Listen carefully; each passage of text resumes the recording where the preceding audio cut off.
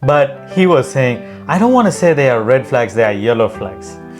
And so I was like, are they really yellow flags, or you want to see them as yellow flags? And then I gave him assignments, and then the next week when we had our coaching, he shared, it's not something that I see God is leading, and they are definitely red flags. Us ladies, we need to be ourselves. The moment a man values and they like when they see genuineness, if we're trying to please them or fit in, that kind of devalues who we are. And that opened my eyes, because that was a very practical advice again. Number one, Adam and Eve. God created Eve specifically, taking a rib out of Adam and create one girl. He did not create different girls and told Adam to choose, hey, choose whoever you want to. No, that itself is a foundational thing that removes all the other things. Number two,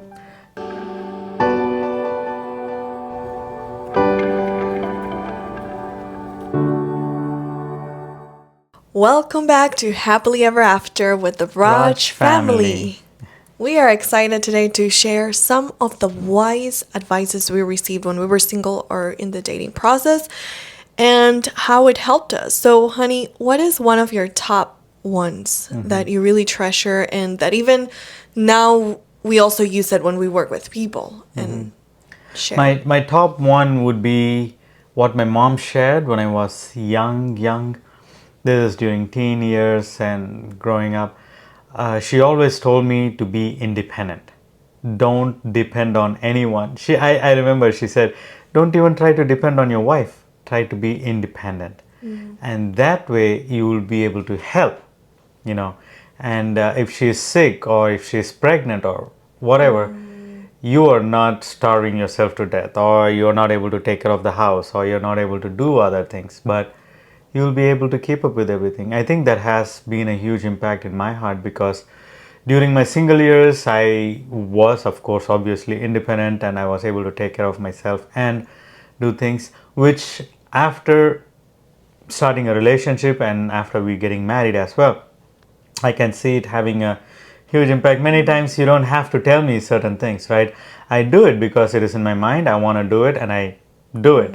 I don't wait for you to come and tell me what I need to do, or I don't wait for you to do whenever or wherever you come from. So I think that was one of the biggest advices that I would see for me. And I wish a lot of parents would raise their children that way, that they are not dependent on anyone. I mean, there would be seasons and times where you will have to be dependent on someone, but as much as you can, try to be independent. But then when the moments you are unable to be independent, God will send you the right person to take care of, So that would be my top priority. And I think I would tell that also to young people when they are looking for relationships or looking for marriage. Try to be independent. Don't depend on someone else. And when there is a need, someone will take care of you. But when everything is functioning in your body, you don't have to be dependent on someone. Wow, that's an important one, because it helps you to also become proactive. When you're dependent on others emotionally, physically, financially, it kind of handicaps your ability to grow in those areas. And definitely it helps now that, we're married, to have you well-rounded in so many different areas. It's a blessing for the family. So Praise God. Well, praise the Lord. And how about you? Well, one of the wise advice, if I would have to say the top practical advice, there's few, but it's one that one of my first mentors, counselors, when it came to relationships, they were like in their 60s, 70s, like they had an age gap, but they were mature and had a lot of experience. And they said, remember the traffic lights. If it's a red light, like a red flag, you stop. If it's yellow, you don't move forward, but you slow down, analyze, pray, make sure things are clarified before you keep moving forward. And only you move forward and give the next steps, like we're friends, I only get into a relationship, or we're in a relationship, I only keep moving forward into engagement if it's green light. And at the moment I was going through something that it was kind of yellow light to potentially red, so I was not sure. But yellow light, you don't move forward, only in green light. And that for me was like the most practical advice I ever received, that helped me so much to analyze, okay, is this really green light, like move forward? No. So it really made it visual, clear, and so like common sense. Like it was very practical. So and it makes so much sense, because many times we start moving forward in yellow light. When you're in yellow, there are two possibilities, right? 50-50. It can be red, it can be green. But how do you know? How would you move forward? Like one of the people I do coach with, I'm sure he will be watching, but this podcast, he saw, I mean, later on I did explain to him about how he was seeing, but he saw a lot of red flags in this girl that he was interested in. And I was able to see, because I'm not in the relationship, or not, they were not relationship, but they was more into they were more into friendships, interest. And because I'm a third person, I'm seeing it from outside, I'm able to see that it is not a good match, and all the values the girl has, it's all red flags for him. But he was saying, I don't want to say they are red flags, they are yellow flags. So I was like, are they really yellow flags, or you want to see them as yellow flags? And then I gave him assignments, and then the next week when we had our coaching, he shared, it's not something that I see God is leading, and they are definitely red flags. Because when it is a red flag, it's a red flag, but we try to become naive, and we try to make it look like there is a possibility of something different, something better, something the person can change. And it never works that way. So is it a red flag or a green flag? You make decisions based off of that. If it is a yellow, you slow down, you don't keep moving forward, like, okay, I have to, it's more like caution. Exactly. And one little disclaimer, it's not exactly functioning like the traffic light. This is just because traffic light yellow will go to red. So it will never go to green.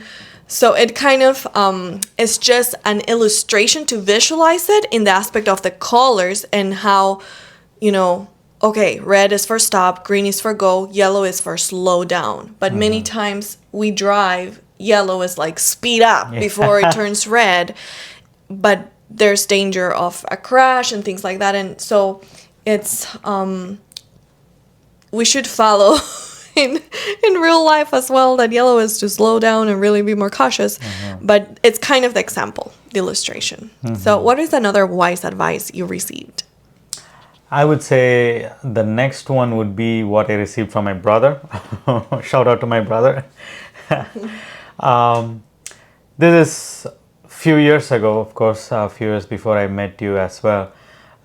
He said, like, Martin, there are a lot of girls, and there can be even 10 girls that match with your values, and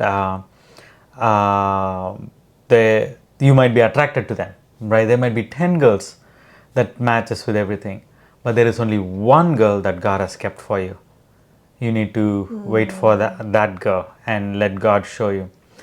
And that also had a huge impact in my heart at that time, and even now I counsel people regarding that as well. Some people don't believe in that. Some people do believe that God lets us to choose whoever we want to. God doesn't hinder us. Yeah, absolutely not. God doesn't hinder us, but also God has someone prepared for you. if you really think about it, He's more than happy to guide you exactly to what he knows is best. Best, exactly. Yeah. And God, yeah. So there might be 10 girls, or if girls are listening, there might be even 10 guys that match with you and you might be attracted to, whatever, right? But there is only one person that God has kept for you, and look for that person. And I will tell you the cons of why it won't be best for you to choose whoever you want to without actually consulting God. Number one, Adam and Eve. God created Eve specifically, taking a rib out of Adam and create one girl. He did not create different girls and told Adam to choose, hey, choose whoever you want to. No. That itself is a foundational thing that removes all the other things. Number two, think about it. If you are going to find a job, if you want to move to a house or buy a house, or if you want to move to a different country, you ask God for showing you clearly where you want to go. You ask God to show you, right? If you want to buy this house or not, if you want to start this job or not, if you want to go to this college or not. All those things we are willing to ask God to show us, to help us with our talents and all of that. How come wife or husband alone, we want to do it by ourselves? Yeah, exactly. We want to do it by ourselves and not ask God for counsel. And the thing is that God knows our hearts. We cannot really read hearts. He knows what he created as, like, what would complement the best. So he truly, truly wants and desires our best. Exactly. Recently, I listened to a podcast that said God wants, he will, and he can. I don't remember the three, but basically saying that God is good. And many times we don't believe he wants to give us good gifts. It's more like he wants to test us. He wants to give us something for our character development. He just wants something that, maybe it's not what we want, but it's what he wants. But what he wants is for us to have the most fulfilled experience and enriching, that it will go beyond what we could ever choose by our mere, wisdom, which is so limited. Yeah. So in a way, we do not lose by trusting God. Exactly. To lead us. And no, it's very valuable. And the third point along with that itself is how hard it would be for us to find our own partners without God in the picture. Because there might be people, so I might be interested in her, but then I might see someone else who has different talents and different qualities, and I might be interested in her. Now I'm thinking, is this girl or that girl? Which one should I go to? And then there might be competition starts, like, yeah. And you're uncertain, you're unsettled because you don't know which one to choose. There is going to be different options. It's like a buffet. You're like choosing different options, and which one do you want? And then maybe you might settle down for someone that you think will be perfect for you, but then there is another girl that comes up, or there is another guy that comes up, and then like, oh, so how about this one? So we are very unstable in who we are, and the only stability is God for us. And if we don't want God to tell us who we need to marry, we will be so lost. And sometimes even if we marry someone, settle down and marry someone, we might feel like, oh, I wish I had met her or him before marriage so that I could move forward with them, But when you have the assurance that this is what God has given me, you don't have to worry about anyone. The other person might be a billionaire, or this girl might be the supermodel. You don't have to worry about it because God has given you the best for you. it's your gift. That's it. It's custom made. Exactly. Exactly. Like this and you girl. don't have to worry about anything else. So beautiful. Yeah. So another good advice, and I'm trying here to read because sometimes I forget, but this was from a 90-year-old lady. And it's precious to think back and think who really impacted me the most with their counsel. And she was a very experienced person, and I, she would share a lot of things. But one thing she said, love is in a way like a game. And first I was like, what does she mean? But she said, be fully present. When that person comes in, you're interested in the person. When you talk, when you do things together, be fully there. Give it your all. Put your heart into it. But then don't be constantly available. If they call, if they want to do, your life revolves around them. But have your life. And be secure in that. That will nourish and make it even more attractive and more beautiful. So basically, the game she was talking about is sometimes that, oh, this person is not available right now, and missing them, or feeling like, wow, they have actually a life that they value. That becomes more attractive, and then love can flourish when there's that fully giving, not playing games of I'm not sure, or I'm complicated to get, but more like have your life. Don't drop everything and now I'm here for you, because that lowers your value and lowers the dynamic of a healthy relationship. So it can become codependent, manipulative, abusive, and at the end devalued. So basically, she was sharing huge principles that at that time I was like, that sounds kind of complicated. Because I was more like, I'm going to do whatever needed to be the best girlfriend and to be there and to help the other person. So I would be an overly giver to, I don't know, I think it was partly to, that was my worth. By giving, by making someone happy, then I'm pleasing them, and then I will be appreciated. But then I was not, even by doing all of that. So later on in life, I learned that there was a lot of wisdom in her counsel. Wow, that's powerful. I think it also helps with people pleaser mindset, right? When you are a people pleaser, you want to be there every single moment for the other person and be available and do, and And we're not saying run away, don't answer, act like hard to get. That was not the point. But the other extreme is I'm so easy to get. I don't have anything to do because you're my priority. So even I will stop my work, stop my health, stop my sleep, whatever you say, I'm here, and you are the one that, I live for. There's a balance. And she nailed it, and it was a good advice. So what's another one for you? One of the things, this is from a good friend of mine. She said, she used to be a Bible worker. She's retired now. She said, she was talking about her son and different things. And then she said, a person doesn't have to marry even if they have a child with them. We don't encourage having premarital sex, let alone having a child. At the time I was really in a time where I felt like I was stuck in a relationship. Again, people-pleasing mindset, and also several other factors that were involved in it. And I'm like, I don't know how to come out of this relationship.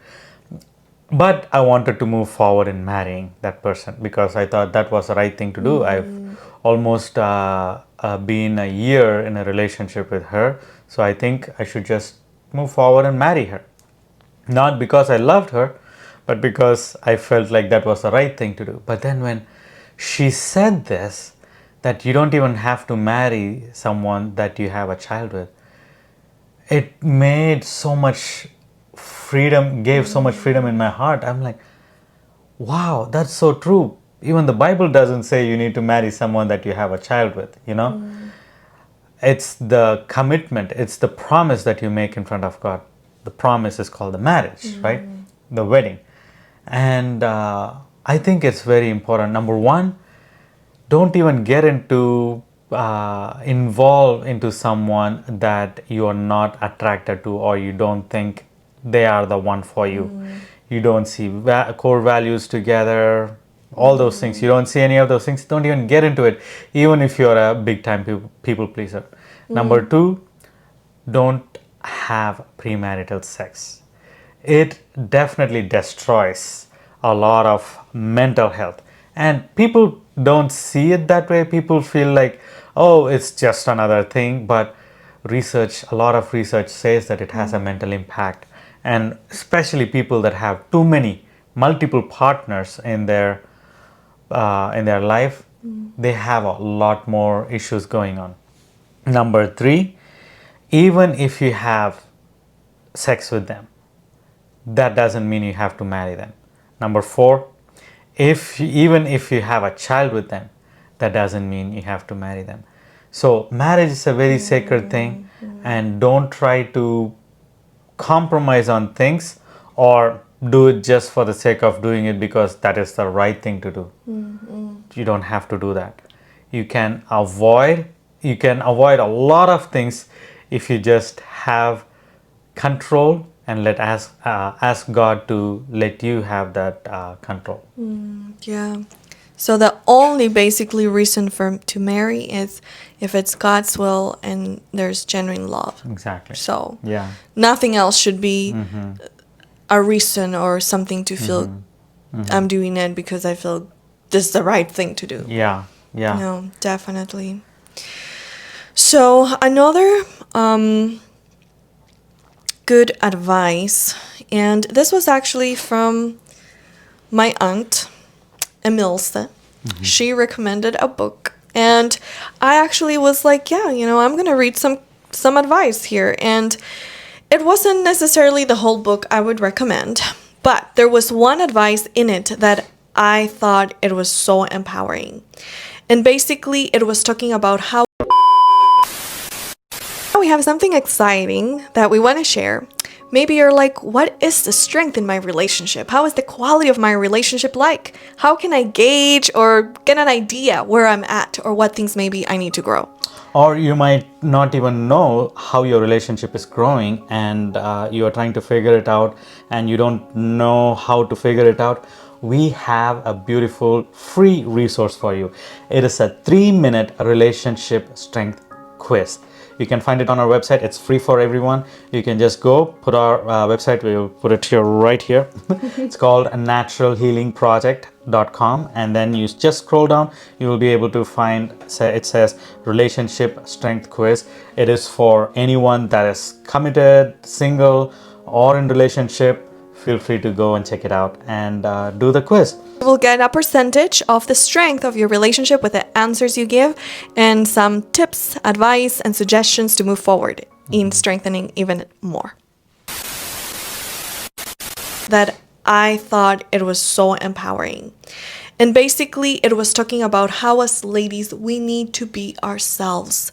The moment a man values and they like when they see genuineness, if we're trying to please them or fit in, that kind of devalues who we are. And that opened my eyes because that was a very practical advice again. I was like, yeah, I want to be a nice Christian girl. I want to, be helpful and loving and forgiving and give everything I can to be the most lovey-dovey. But sometimes that can be too much. And sometimes we also need to be honest and be like, hey, I also have a life. I also have wishes or things that I can express. And the more we can express, even if maybe it brings a little more friction, it will also bring more sparks in the relationship. And so I think I read that just before, like a few months before I met you.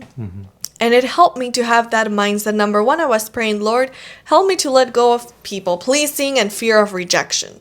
Help me to live with confidence in who I am, what you have in plan for me, and that I can be honest, open, and myself. And if someone loves me because they know me, then great. And if someone feels uncomfortable or that's not their fit, I'm not going to try to fit in so that they accept me because I've tried that before. So that was such a great advice, and I'm forever grateful for the different ways that God, brings different wise advice through different avenues. So it's so funny. We did not read each other's points before we did this. We just decided to write it. My next point is very similar to what you just shared. Similar, yeah. This one was shared by a friend that said, run as fast as you can, and those that match you, keep them. And marry the one that matches your energy and your madness. The reason is because it's the same aspect, For one person, what looks stupidity, the other person might value that.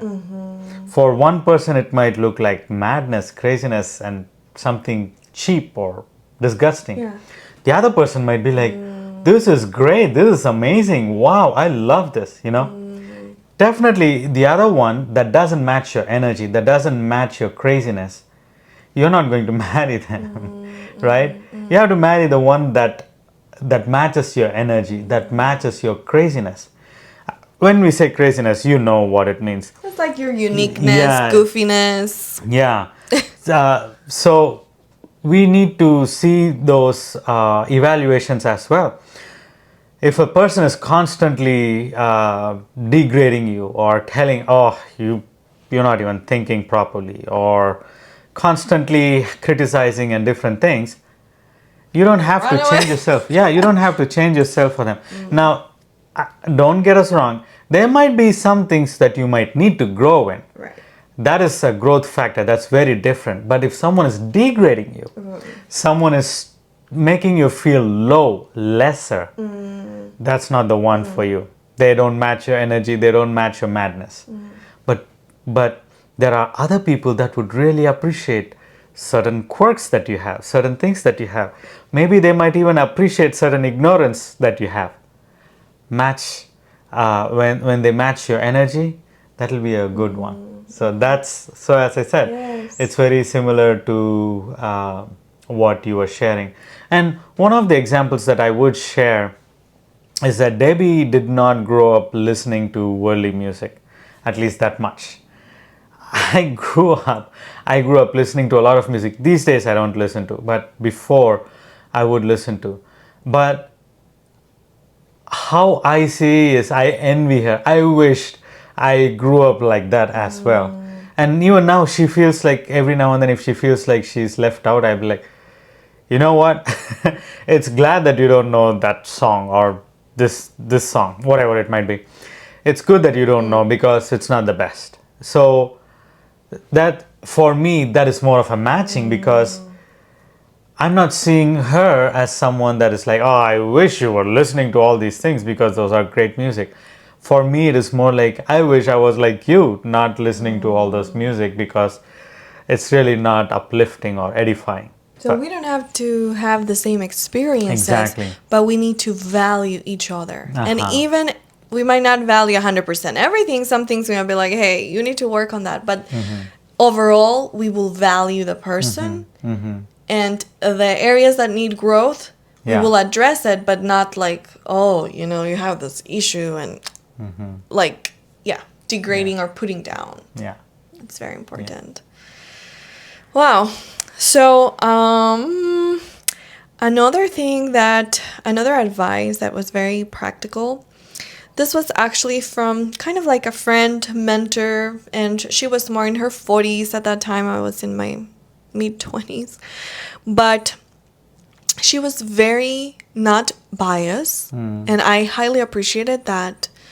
And she said, whenever you're thinking who you want to marry or move forward in a relationship, you need to consider what are their weaknesses, because you are marrying a sinner. You're not marrying a saint. And the good things are easy to say, oh yeah, I can, this person is very good at, this or that, or they have this talent. So those are great.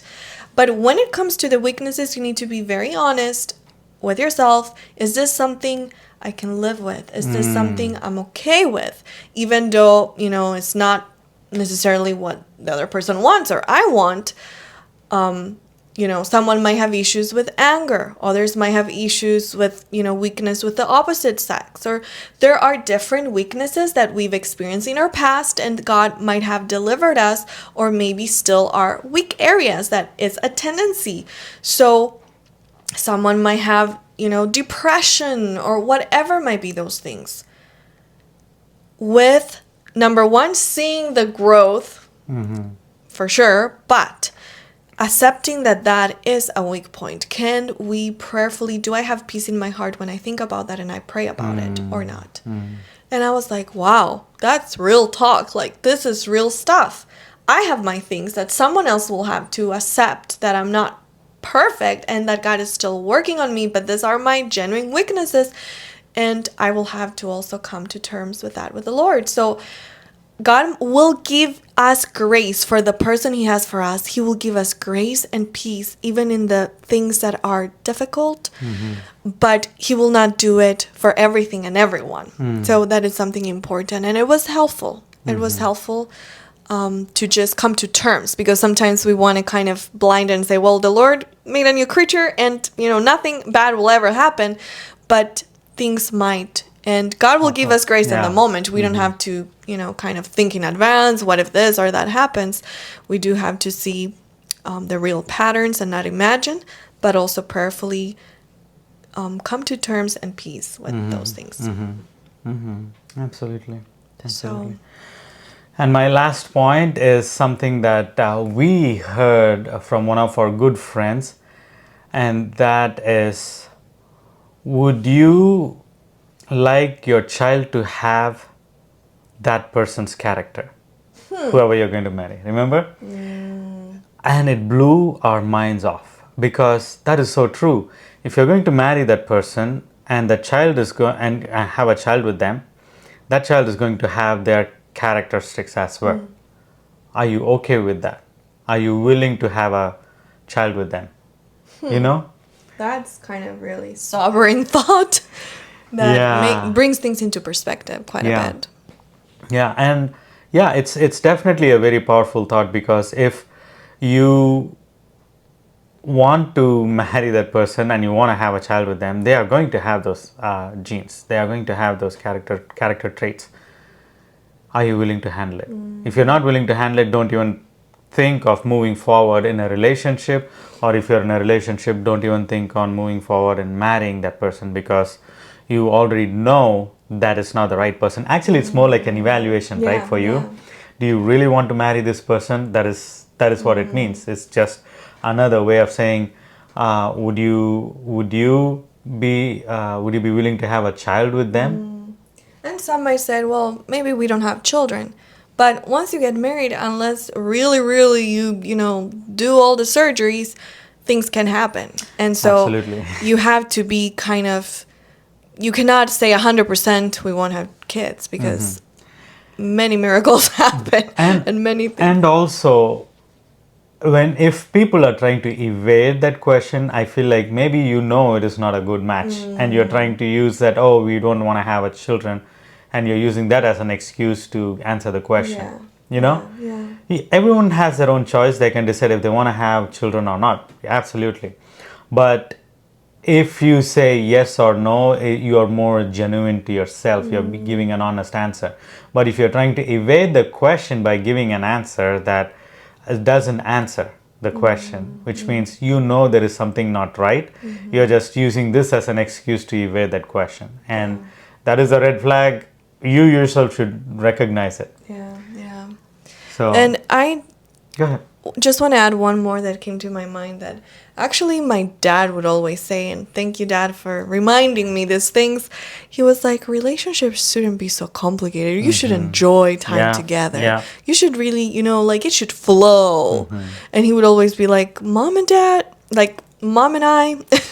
we were happy, and it was a good thing. And so when relationships are dragging and kind of like not working and kind of you're forcing it, and that's a big red flag. And so that was a very wise advice. Like, if it's not flowing and enjoying, and now what I like to tell people is like 80% should be good. You will have moments maybe that is like, it feels like 80% is bad, and the moment in the situation are 50-50. But overall, in your relationship, in your marriage, the goal is that there will be only a small percentage, 20% that has to be worked on, but 80% should be a blessing, should be a joy, should be something that we are happy about. Appreciate. Yeah.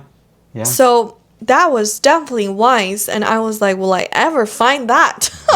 Because it seemed to never really match. Yeah. But it came. And it was a That blessing. it is here. Yes, it came. It was flowing and it was a blessing, and it's still such a blessing after almost going for 3 years. Yes. So God Yes, is good. We're so thankful for the good advices. Absolutely.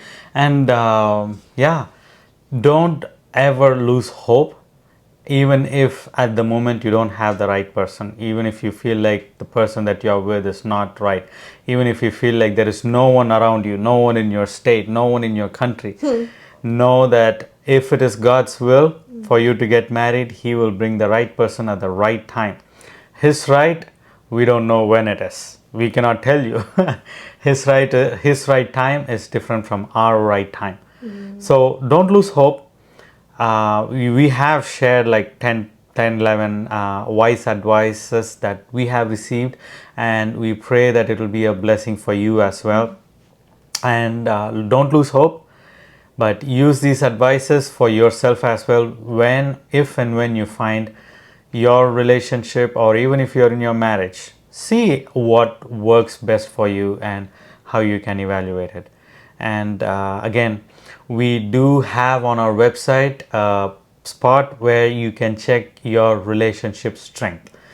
Go to our website, naturalhealingproject.com. If you just scroll down a little bit, you will see relationship strength quiz. Click on it, answer 25 questions, and once you submit all the 25 questions, you will find the score. It is for 100%, and you can see how much percent you receive, and what is the result. And you will be able to know if there are areas you need to work on and how you can work on. And we pray that God will be a blessing and a light for you. We will see you in another episode. Until then, God bless.